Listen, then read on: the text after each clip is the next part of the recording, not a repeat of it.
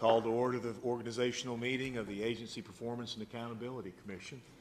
Good afternoon, and I'm sorry for the 1 minute delay. Technology is a great thing, and it's a tough thing at times.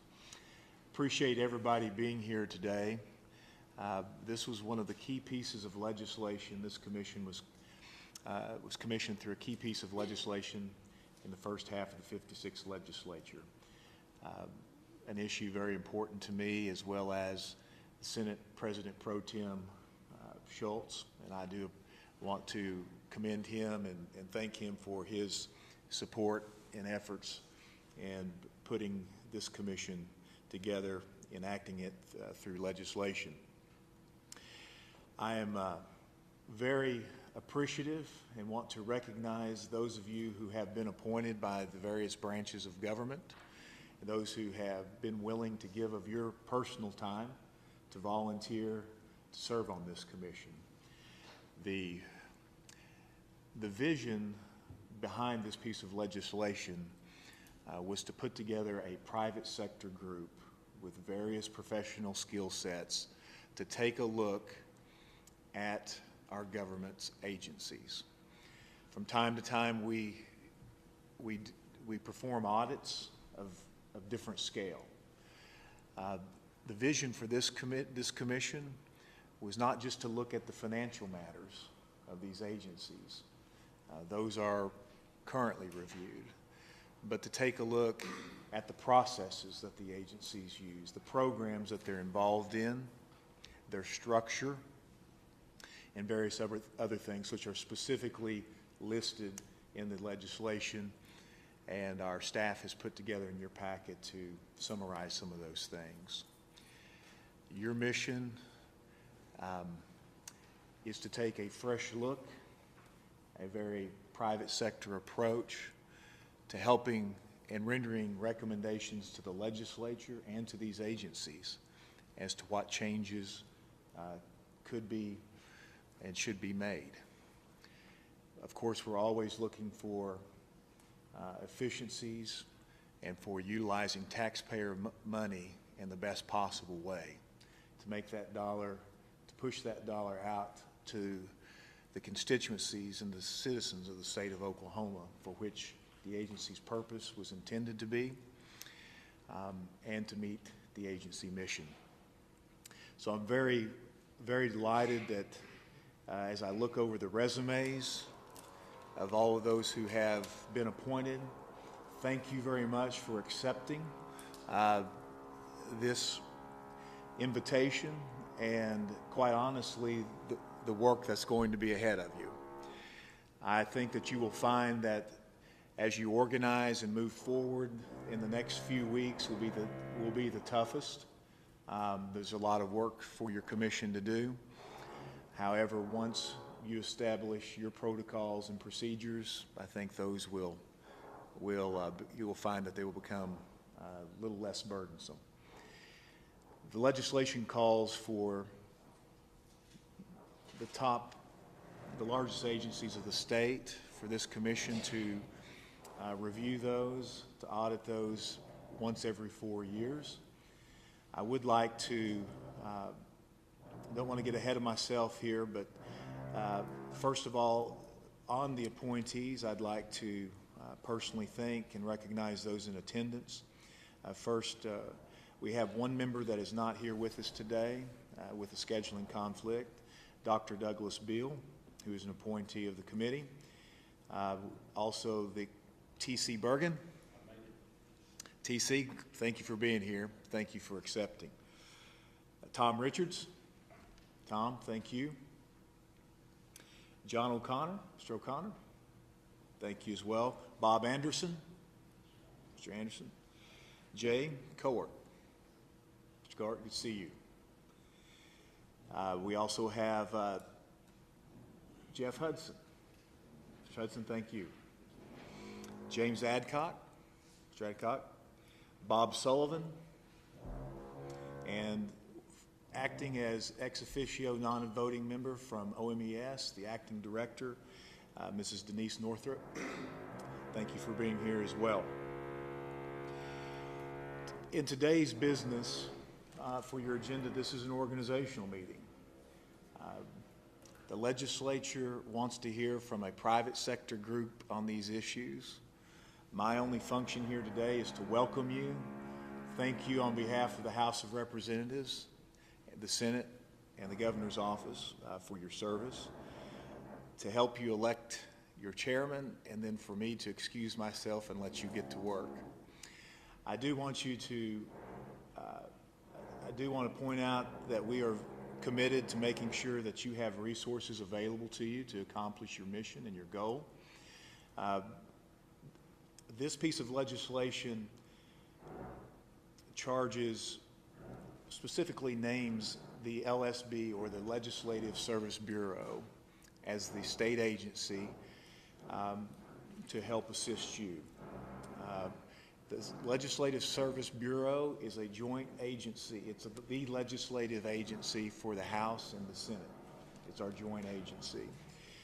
You will meet and hear from members, fiscal and research members of the House of Representatives, of the Senate, as well as OMES from the executive branch, as you work through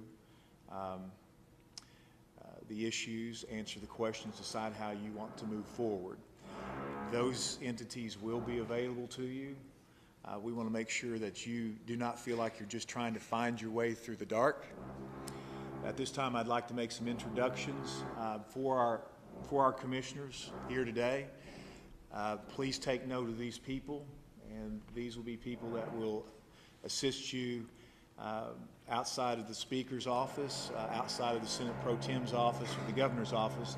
These will be points of contacts for you to request information, and you will be receiving information from them. First of all, from the House of Representatives, and would be our Chief Research Director, Marcia Goff. Ms. Goff, if you raise your hand and make sure everybody sees you and puts a face with the name. House Fiscal Director, Mark Tigert. Also assisting them, Mr. Ryan Baer and Mr. Kyle Mead from the House. From the Senate, Mr. Anthony Sammons, Senate Fiscal Director. Mr. Sammons, thank you for being here, sir. Also, I've already introduced from the executive from OMS, Ms. Northrup. I do also want to recognize we have the State Auditor in attendance today. Mr. Jones, thank you for being here. Appreciate that very much. So, ladies and gentlemen, we are here to support you in your efforts of looking at these agencies over the next several months. Appreciate your service. I know you have a lot of work to do. Our staff, research and fiscal, has information that they will share with you to show you where we've been, where we currently are, who those agencies are, but it will be up to you to decide how you want to move forward within the construct of the legislation. At this time, if there are no questions, we will move to the first item of business, which is electing a chair for this committee. I will entertain nominations for anybody who wishes to.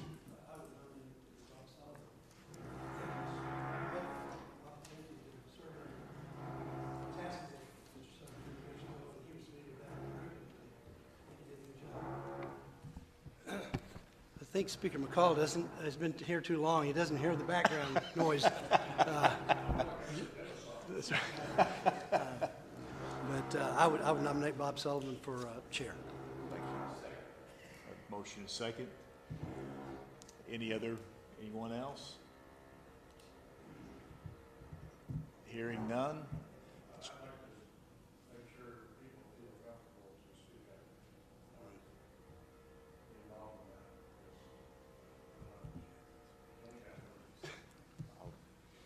Thank you, Mr. Sullivan. It's very honorable. Thank you. Hearing no other, yes. I will. Thank you. my assistants just reminded me that I didn't go over the technology with you. If you would, we need each of you to speak into the microphone. This meeting is being live streamed. And so you press your red button to turn on your microphone. When you're not speaking, it doesn't have to be on, but before you speak, please activate your microphone so there is a record of the meeting. So we have a motion and a second. All in favor signify by saying aye. Aye. Aye. Aye. Any opposed? Hearing none, the ayes have it. Mr. Bob Sullivan is duly elected as chairman of the Agency Performance and Accountability Commission. Mr. Sullivan, you will need to transition your seat in your articles right here, sir. Congratulations. And I think accolades are in order.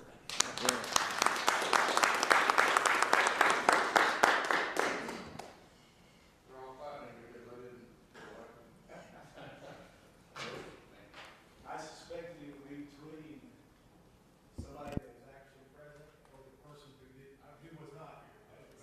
Congratulations. Mr. Sullivan, I know you do a tremendous job. Thank you for your service. You have a fabulous resume and skill set. Please call on me directly. Thank you so much.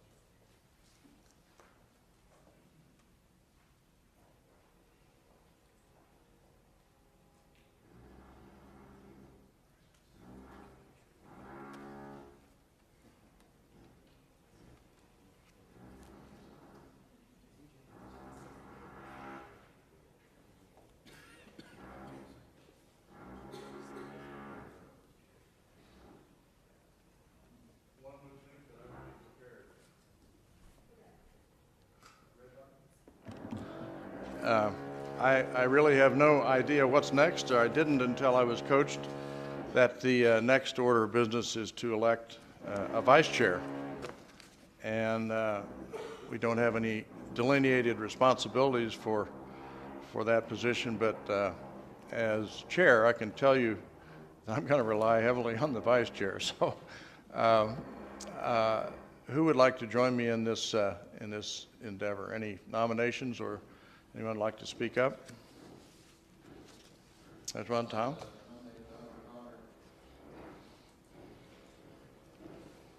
We did not talk in advance about that. No, I'm good. I'll second that. Nomination of John O'Connor, first, seconded. Any other nominations? Any discussion? All those in favor signify by saying aye. Aye. All opposed? Very good. I'm not sure what's next here. I didn't have an agenda other than, what do we have next? Mr. Chairman, as a, I guess just a question of mechanics or housekeeping, will there be a staff person who's recording the minutes and then generates the minutes for this commission? I'll have her sit up here. The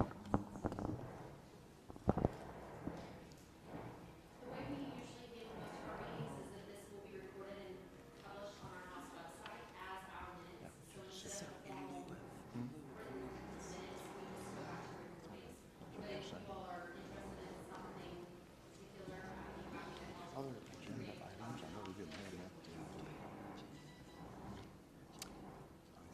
help. I'll wait till the chairman's. Okay. You have a thought on this? On the minutes or whatever from? No, I'm told that these deliberations are recorded, and is that where the minutes get generated in writing, or there is no written?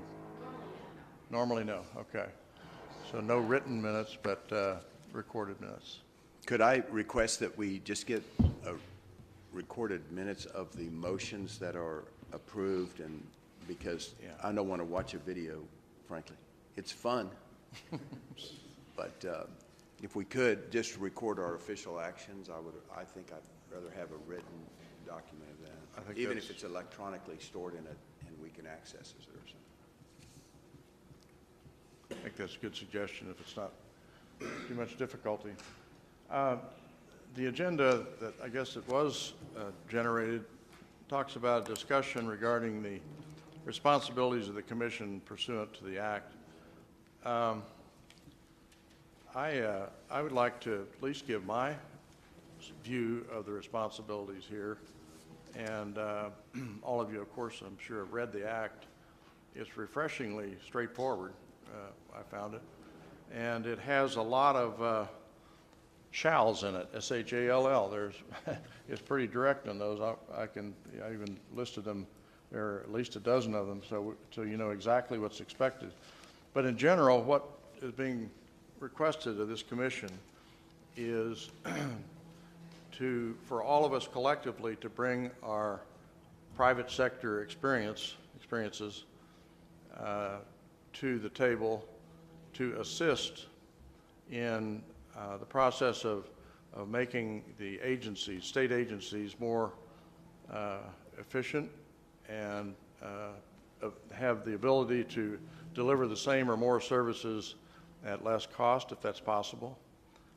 It is, and this is key, it's a performance audit. It is not a financial audit, it's not a forensic audit, it's not anything but a performance audit, which means we're trying to sharpen the performances of all the agencies so that the taxpayer dollar goes farther, and in the process to signal to all the taxpayers that their money is being efficiently spent. So that's the way I see the mission of what we're doing here. Would anyone want to add to that or tweak it or argue with it? If not, then the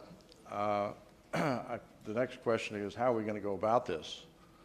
And although I've given this thought, and I'm sure many of you have since you raised your hand and said that you would participate, and it seems to me that, and Mike Adcock mentioned another somewhat similar undertaking that occurred within the first 10 months of Governor Fallon's first term, where he and I both served on a task force to generate bold ideas for the governor to consider pursuing. And there are 9 of us here, 10, excuse me, Denise, and on that there were 44 people. Again, most of them CEOs and business related people. And the way that was organized was to try to maximize the time we do spend together, because everybody's busy. We were even geographically from different parts of the state. So we actually accomplished that mission and delivered 80-some ideas to the governor with only 3 meetings of everyone. And that's not going to happen here. We're going to have regular meetings. But in between those 3 meetings, from February to, there was another one in the summertime and another one in the fall to finish it up. In between, there was a lot of work done by smaller groups at times that they would arrange among themselves. So I think some version of that would be an effective way for us to undertake our responsibilities here. We will have regular meetings. We can talk about that in a couple of minutes, but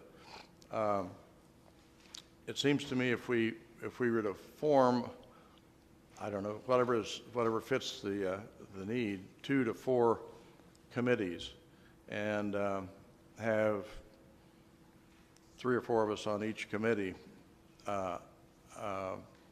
we can distribute the burden a bit, and that those smaller groups would be able to more efficiently do some of the shirt sleeve work that's going to be required. The committees that come to mind without having given it any thought would be if we're going to go outside and retain experts, an organization to conduct the performance audits of these agencies, we're going to need to go through an RFP process and a vetting process and so on. And so it seems to me one committee might be quarterbacking that. Another one might have to do with funding. I was talking with the speaker offline before we got into the meeting here, and he tells me there are funds available to pay for any outside costs we incur. There's also been discussion about the supplementing taxpayer funds possibly with privately donated funds.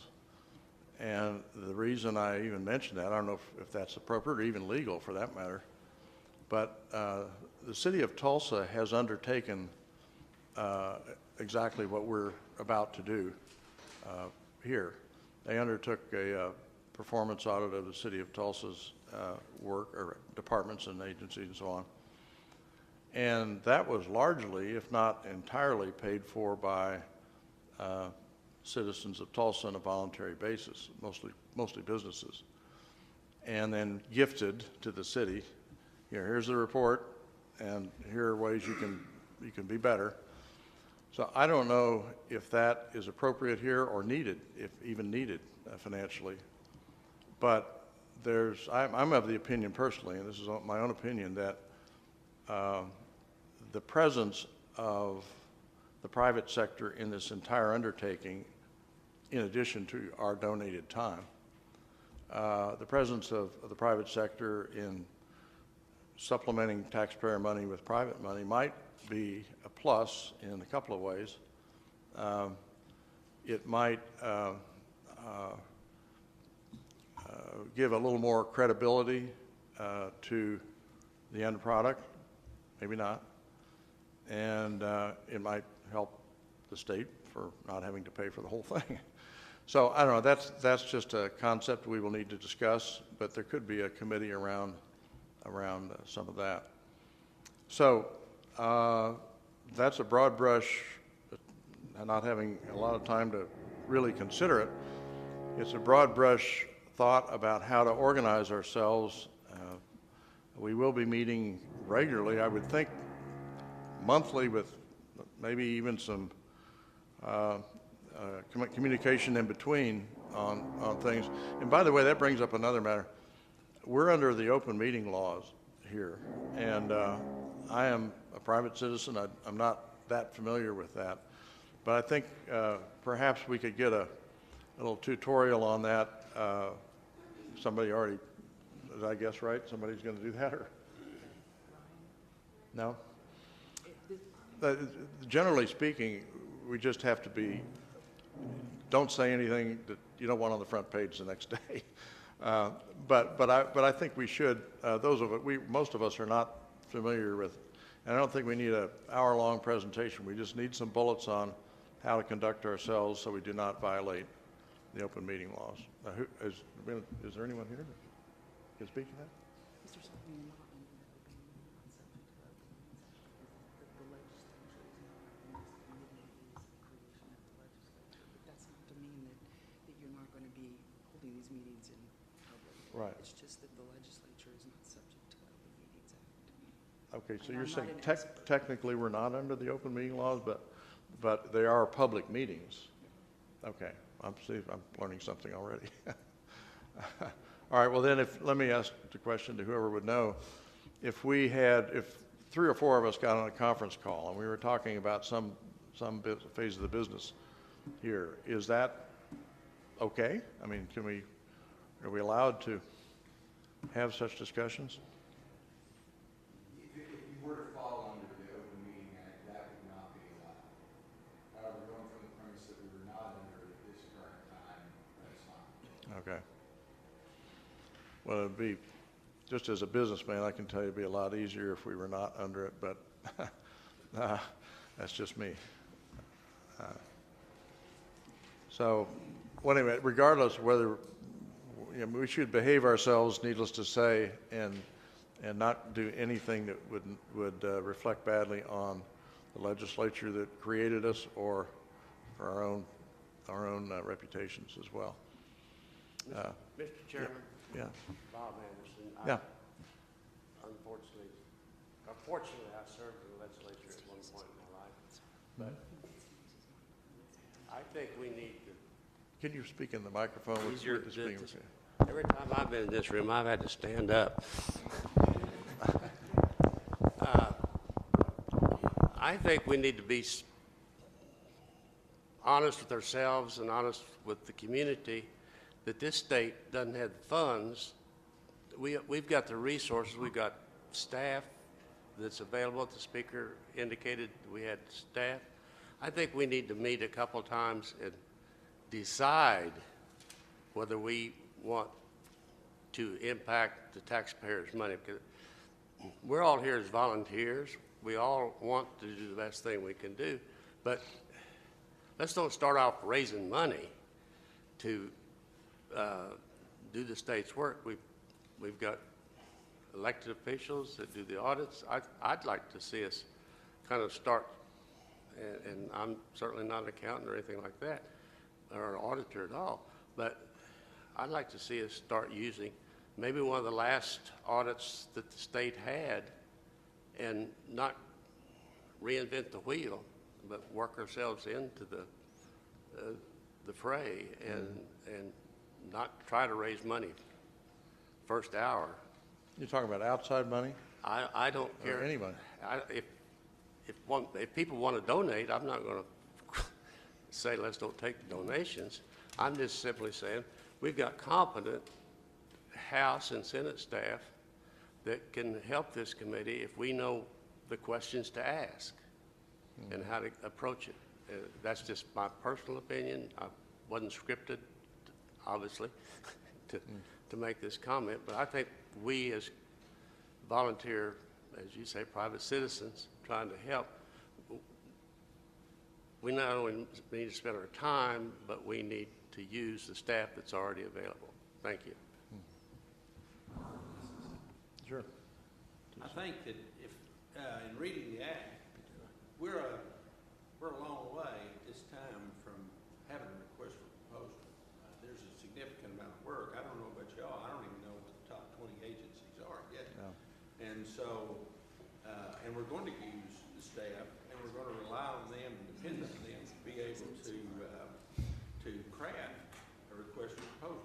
I look forward to working with the state auditor, and but understanding, taking a financial statement audit in order to gauge performance is not going to work for us. This is a totally different audit than anything. In fact, we're kind of, as far as I can see, reinventing the wheel here just a little bit in order to say we're not looking at your financial condition. We're looking at how you're performing the mandates that have been given to you. And that's both going to be more complicated. I don't know, but it would seem to be expensive in reference to what you're saying. And we want to be mindful of every taxpayer dollar from that standpoint. But we're going to have to rely on the staff in order to get to a place where we can even request an audit. May I comment? Sure. It might be helpful, since the state auditor's here, if he could help us a little bit on the difference or the interplay or overlap between a performance audit and a financial audit, since we're at the very infancy of our adventure here. Is that a possibility that we can? It is. Maybe, why don't we get some other comments before we go there? But I think you have a list of the top 20 that may be worth passing out before, at least for. Is that measured by size or employees or dollars spent or what?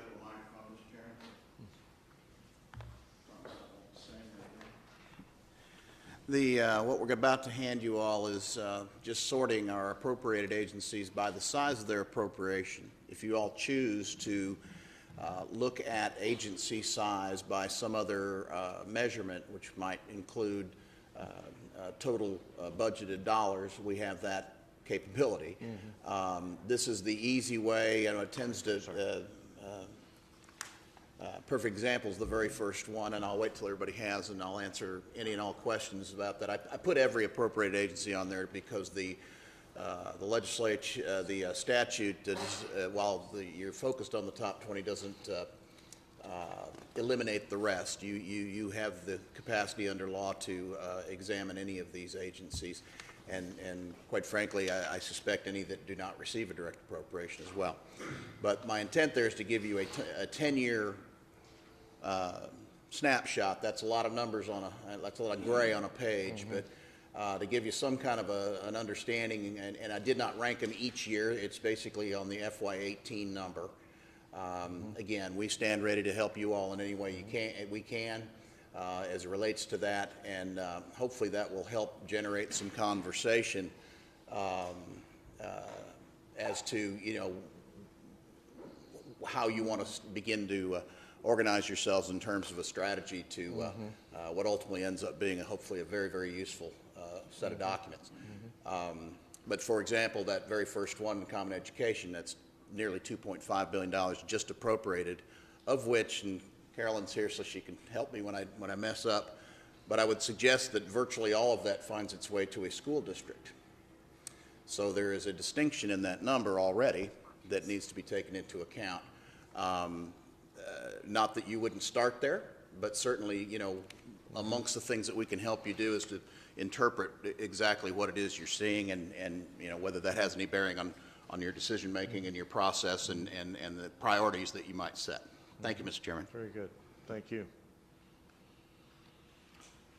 Other comments? Yes, sir. I have a quick question. Reading through the duties, it's all agency specific.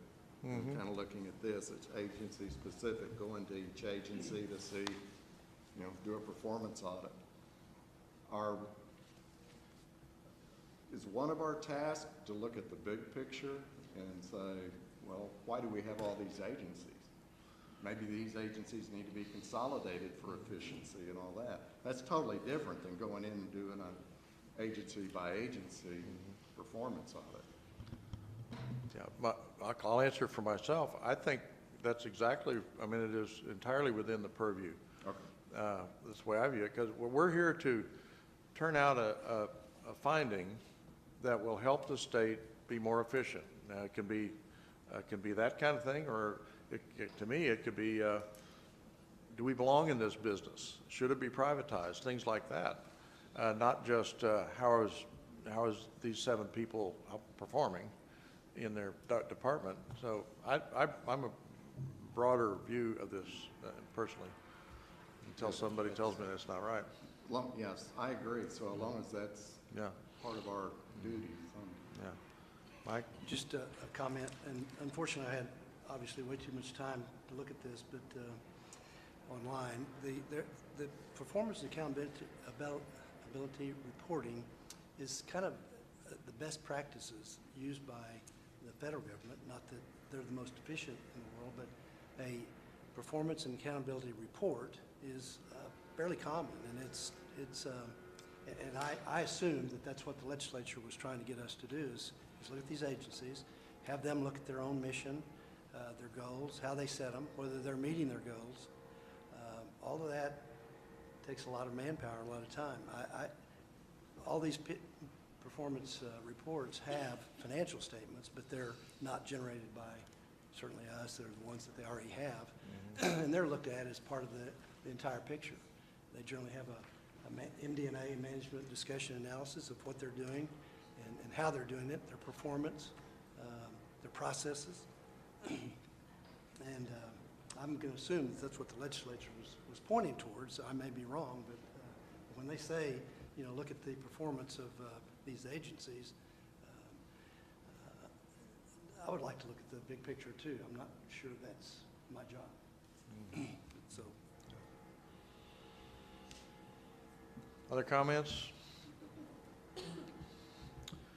All right.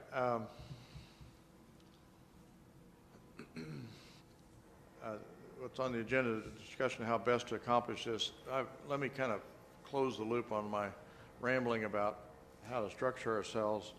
I'm very sensitive to people's time, donated time, including my own. And so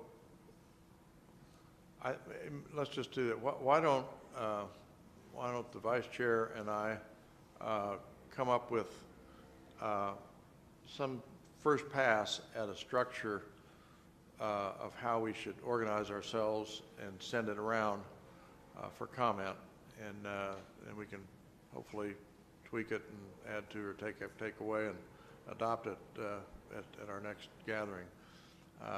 But it'll all be based on making sure we're able to get the job done, but at the same time being mindful of people's donated time. Is that all right with everybody? Oh, all right. Establishing future meeting dates. I've not gotten to know the staff people, I just met them today, but I assume there'd be someone in the staff that would help us with playing a calendar game with the 10 people here by email and sending out several dates that we could start with and see how many people can come on the different dates. Is that a reasonable approach? We're probably not going to get 100% every time, but I hope so, because there's a lot of talent around this table, and we'd like to be able to draw on all of it. But reality being what it is, we're probably going to have to just take the best choice availability-wise that we can. And I'm assuming we would have monthly meetings and perhaps a conference call in between as things need to be discussed. So if I could be directed after this meeting to whoever I should work with on that, we'll start the dance, the calendar dance, and see what we can come up with. Let me see. I saw something earlier that I thought I should bring up, and I've lost it already.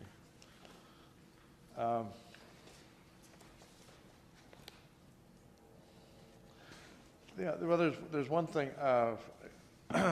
Being a Tulsan, I'm well aware, and I mentioned it earlier, that Tulsa has been through this, and it was in 2006 or 7, somewhere in there, 2010 maybe.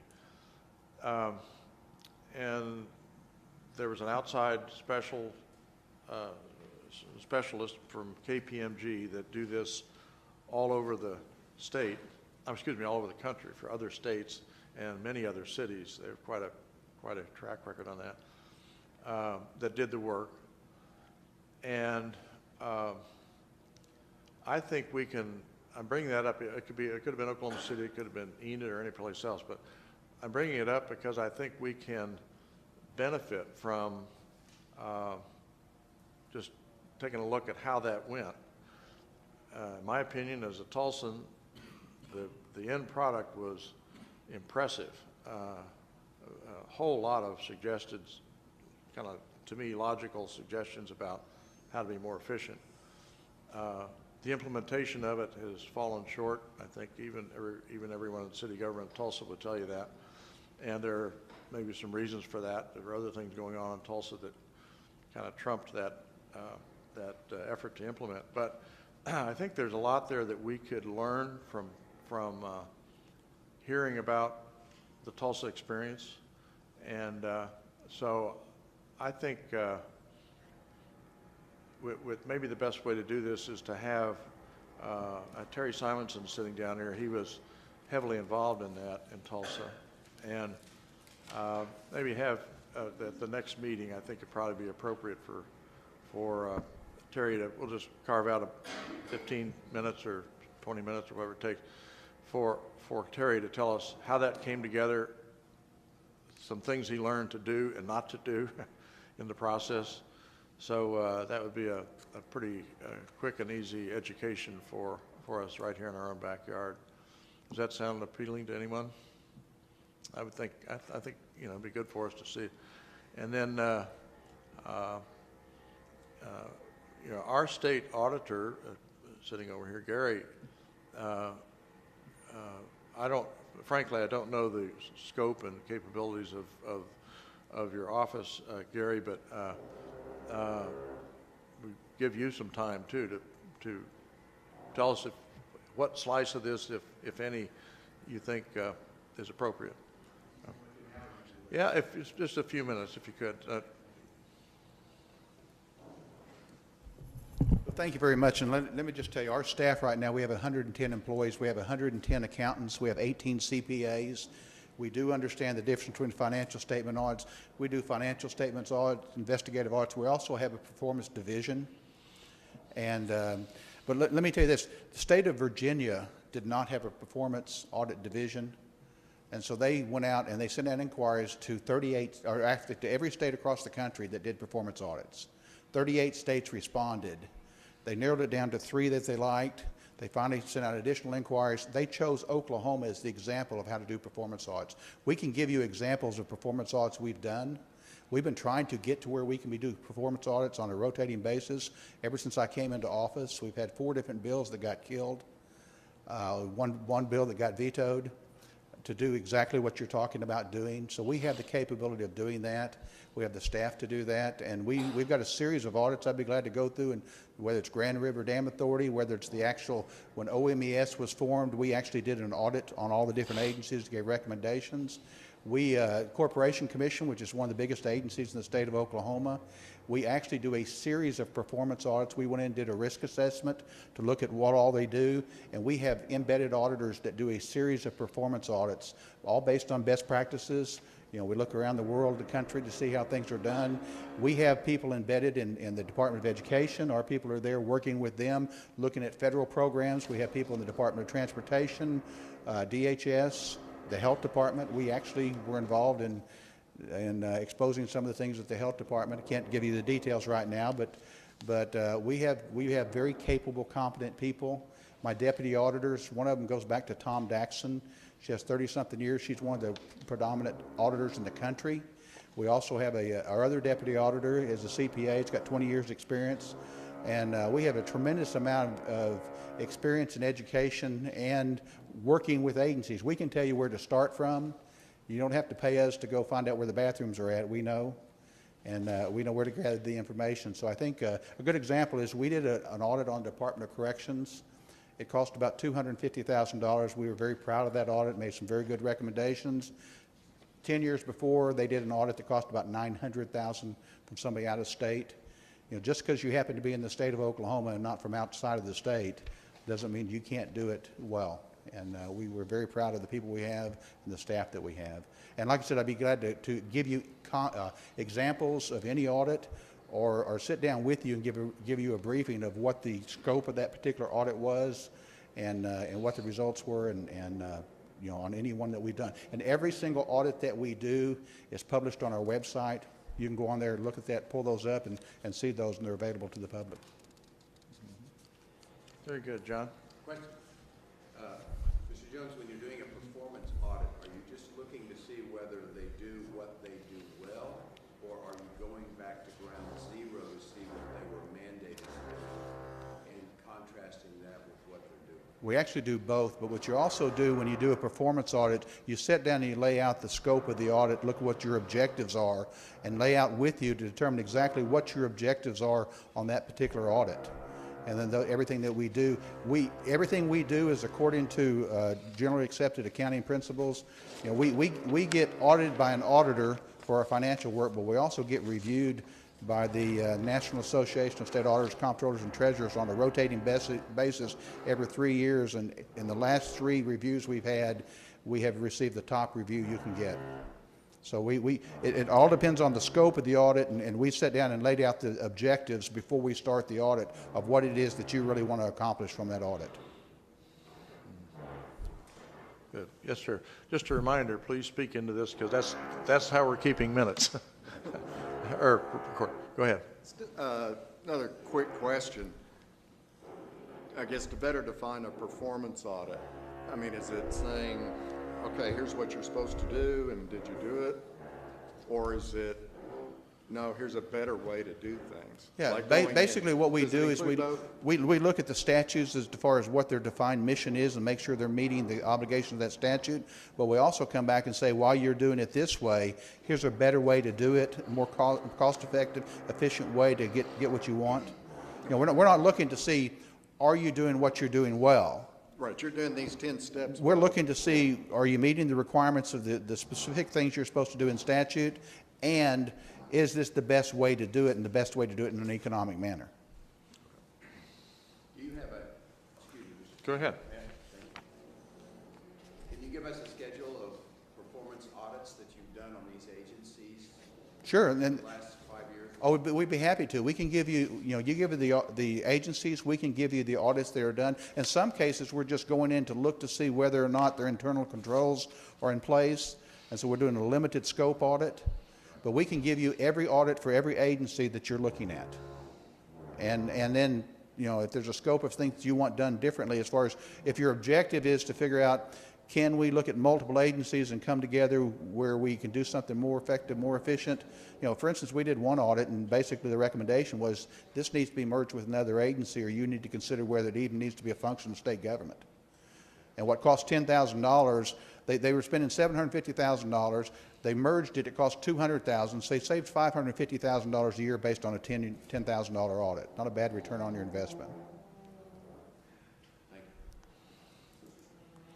Let me ask you, if I could. Go for it. Let me ask you this, Gary. If the purpose of this commission is that we're supposed to be taking a fresh look at this from a private sector standpoint. Right. And from that, we're supposed to develop the items that we want looked at in connection with this audit, Right. with the help of the legislative staff. And so you're open to us basically saying, these are the things we want to be looked at, and with your guidance and some help refining those, but then you go and carrying those out?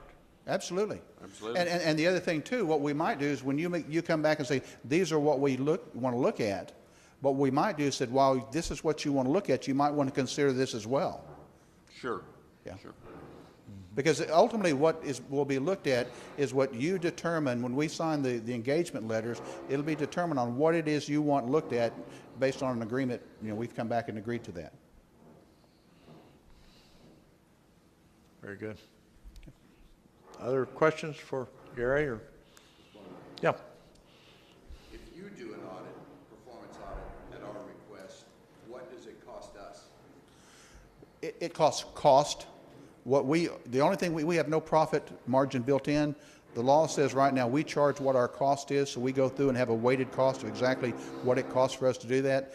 We've seen that our rates are significantly lower than any CPA firm that's out there because we don't have a profit, you know, margin built in. So what we would do is it would be based on the number of hours and the people that are working on the audit, depending on what the expertise and the level of those particular auditors are. And we have, you know, deputies, directors, you know, and I think our highest rate is something like $80 an hour. You know, if you're familiar with the CPA firm, I think you're going to see that may be the beginning rate, or even in many cases a lot higher than that. Yeah. So it's that's why I said the audit that we did on corrections was not any less comprehensive than the one that cost $800-something thousand that we charged $250,000 for. Okay, anything else for Gary while he's up? Thank you, Gary. Thank you. Appreciate it. We'll start to wind down here, but I think it might be good to go out the door with the, I mentioned earlier, the Act has 12 or 14 statements in it that has the word shall in it. This is what you're going to do. And let's, I'm just going to read them rapid fire here. First of all, Senate and House shall provide staff and administrative support. Number two, shall conduct independent comprehensive performance audits. And by the way, that word independent in there, I don't know if that implies using outside parties or whether we can use Gary's. Yeah, ours are according to government auditing standards, and we are considered independent. Okay, all right. Well, we may need clarification from the bill sponsors on that, but The next one, shall conduct audits for each appropriate executive branch, and so on. It goes on about the top 20 agencies. Shall develop a schedule under which audit for each agency shall be conducted. Shall use an annual report and the status of implementation of audit recommendations. It shall issue an annual report, Shall develop a scope of services for a request for proposals issued for professional services necessary to complete the audit. Shall obtain no less than 3 separate bids from auditing services unless they're determined that fewer than 3 meet the qualifications, and so on. Shall provide the results of each audit in written report to the Governor, Pro Tem, and Speaker. Shall make said reports available to the public. Shall review implementation and recommendations in the audit. I don't know what that means. These last 2 are important. Shall issue a report regarding the extent to which the agency has or has not implemented the recommendations of the audit. So there's some teeth here. And finally, shall require state agencies to provide an explanation of justification for any failure to implement the recommendations contained in the audit. I don't know about anybody else, but that makes me feel better that we're going to spend a lot of our time doing work that has got some chance of being implemented here. So with that, I'd ask if there's anything else, having not been prepared with an agenda. That's about the best I can do for this meeting. But the next thing, let's always finish with what's going to happen next. You will get a communication from me and the Vice Chair about first pass at maybe some committee, how we can see it's breaking up, and an idealized schedule of what not only the frequency of those groups meeting, but also what their responsibilities would be. And there'll probably just be a couple of committees to begin with. Secondly, we'll have, with the help of staff, we'll get a calendar out to everyone to see what we can do about getting a good turnout at these face-to-face meetings, and those would be more than likely on a monthly basis. Anything else that should be vetted before we communicate with you again that you'd like to hear? Mr. Chairman? Yes. On our in-person meetings, what is the expectations of the number of hours? Clearly, it's going to be defined by the agenda that's on the items. It is. Should we carve out a half a day, 3 hours, or Well, how would you like for us to manage that within our personal Yeah, schedules? that's a good question, and I can answer that just to my own desire and style. And I would, even though we're going to have some pretty meaty meetings at some point, or RFPs and all that, but I would self-limit at no more than 2 hours. That'd be my goal, because people have to travel here and they've got businesses and everything. That's why I want to devise a way to do as much of this out as is appropriate and even legal outside of this meetings. And so when we come together, we're really hitting the good stuff and important things. The main thing with getting together is to get the collective wisdom around this table. That's the goodie that should come out of that, and action, of course. Anything else? If we meet while they're drilling, that might still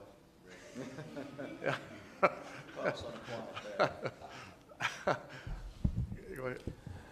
Thank you, Mr. Chairman. I'm Senator Lee Wright, and I'm the one that was the principal author with the Senate Pro Tem and the Senate on this legislation. So this does mean a lot to you, and I want to make sure that it's conveyed on the intent of the legislation that we did, hearing from our constituents and what they want.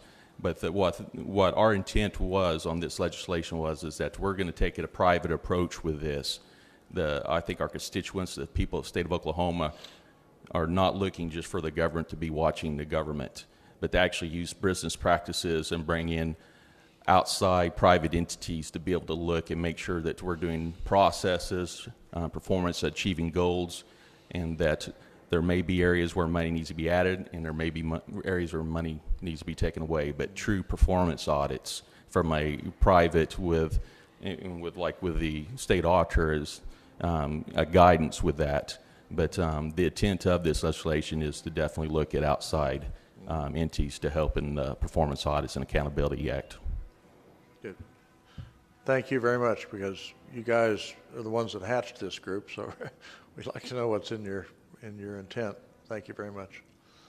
One last thing, and I'm sorry I jump around a bit here because I wasn't highly organized. This probably goes without saying, but I want to underscore it.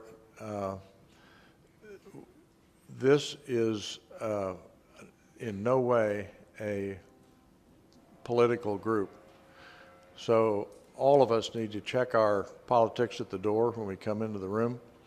We're here to bring our collective judgment and wisdom to the table for the benefit of the taxpayers. And regardless of what we feel outside of the room, that's irrelevant. So we're not on anybody's agenda. We're not pursuing anybody's agenda other than getting this job done and done well. So I know you all know that, but just for the record on the tape here, I want to be sure we're all agreeing to that and swearing to it. Anything else? Yes, sir. Thank you again, Mr. Chairman, for a follow-up. I'm looking forward, I guess at the next meeting you're going to hear from how the city of Tulsa did their performance audit. And I've looked into that quite a bit myself, and I think that'll give you a good direction on what our intent was with this piece of legislation.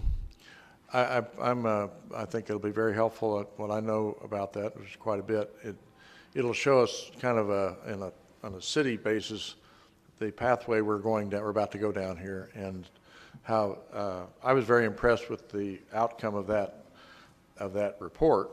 The implementation of it, as I said, still has ways to go, but I'll cheat a little bit. The report was pretty thick, but they had department by department. They had a section in there. In their case, it's department. In this case, it'd be agencies with departments in it. And every one of them had a page with red, yellow, and green colors down the side. So you could see across the room how the sanitation department's doing. I mean, so it was so well done, and just not, of course there's a lot of data behind each of those colors, but it was turned out for the benefit of people who, even though they aren't geared towards performance audits, could understand it. So, all right. Anything else before we sign off? By the way, I had, the only thing I did do before I came down here was to create a group email that has the 10 of us on it, and I'll be glad to share that so you can just put it into your works, and then we'll need maybe another one with the staff people on it. So we'll get all technically up to speed. Yes, sir. Yes, ma'am. Mr. Marcia. Mr. Chairman, we had sent out, we've created a list of all of the commission members with the email addresses. We'll add the staff addresses, but everybody should have received that. And I also gave you a hard copy today. Well, I'm not sure I heard all that, but we should all provide the phone numbers we want to use. Is that, well, this has, this just has emails and a few phone numbers. So we need to get that to 100% so that everybody knows the preferred phone numbers and even mailing addresses. So should we mail something, it would be going to the place people want it. So we'll work with staff on that as well. All right, entertain a motion to adjourn our initial meeting here. Motion needs second. All those in favor signify by saying aye. Aye, all opposed. Thank you. I guess I use that. How's that?